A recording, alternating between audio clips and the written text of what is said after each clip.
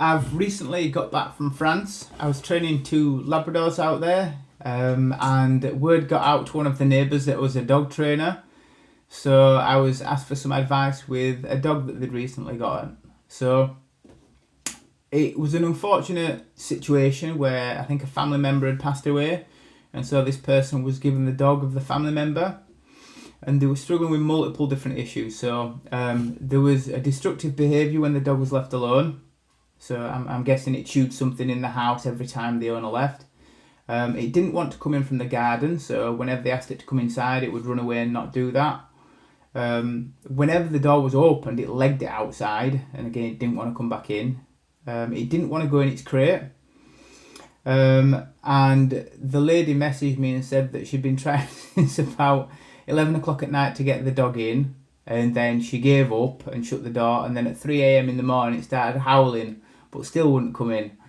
So once you've got a dog with multiple issues, you've got to start reevaluating what the dog's relationship is with you and its relationship with the things that you're asking it to do.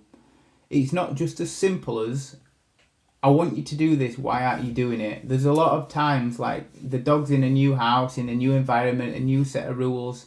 It has to readjust to this, and you have to create a positive feeling towards these things. So with regards to the dog not coming inside, again, it's probably because the fun ends when the dog comes inside. So outside is really fun, it can explore, it can get up to stuff. And when the dog comes in, generally, it's either put in its crate or it's just not as fun of a place to be. So you would change that by having less fun outside. Whenever you call the dog in, you make it the most rewarding thing ever. So you play with it, you fight with it, you feed it. Whatever happens, the fun doesn't end when the dog comes in. Otherwise, it's never going to want to come in. So that's all about changing the relationship with that specific scenario, rather than just saying, come in, you must come in. The crate. So crate should be a nice place for the dogs.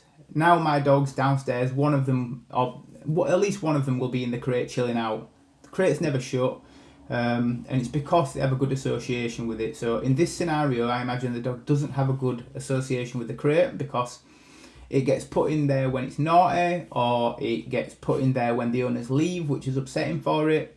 So we need to turn this whole situation around.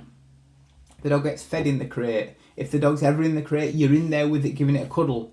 Again, for me, the crate door stays open all the time when I'm at home, and I send the dog to the crate with something really nice or something really positive, so the dog gets to understand that the crate door's open and it's just somewhere I go to relax, or somewhere I go to eat, or somewhere I go when my owner wants to give me a cuddle. The next thing, so being destructive when left alone. Again, it's a new house, new scenario, dog's not used to it. Maybe the last owners were at home all the time. So this scenario where I would start off by leaving the dog on its place or in its crate or somewhere when I'm still in the house, so the dog gets used to and gains some confidence with being alone even when you're around. So you're changing the emotions, you're changing the relationship to the dog not being on you all the time and not being with you. Then you're going to build up slowly with 10 minutes at a time. You give the dog its dinner when you go out each time, or its breakfast when you go out each time, and you build up the time alone to a point where the dog doesn't care. In fact, it wants to kick you out of the house because it gets this really nice treat, this really nice reward. So all of these things can be changed, and it's not just a matter of saying, why is my dog not doing this? It's misbehaving, it's I need to train this.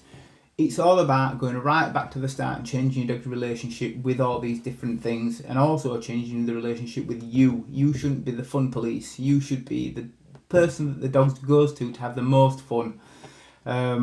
You've just got to be more exciting, more rewarding, and change that relationship so your dog doesn't think that every time you interact with it, it's because it's got to come inside and not have fun. It's going to go in the crate, you're going to take something off it. So just, if your dog's got multiple issues, restructure your relationship and your dog's feelings towards each thing that you're asking it to do.